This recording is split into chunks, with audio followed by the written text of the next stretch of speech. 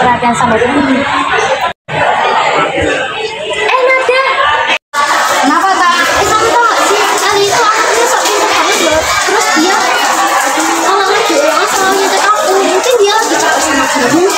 Masa sih? Padahal dia kalau sama aku selalu kerja tugas loh. Bahkan dia nggak pernah apa ke guru.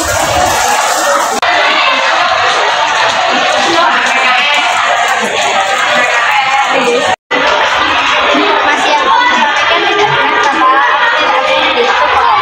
Mohon kamu. Benar kok apa yang dibilang Eli.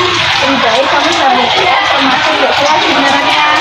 Dia tidak seperti itu kok. Dia anak yang baik dan rajin. Maaf ya Eli, aku tidak akan mengulangi lagi. Iya, nggak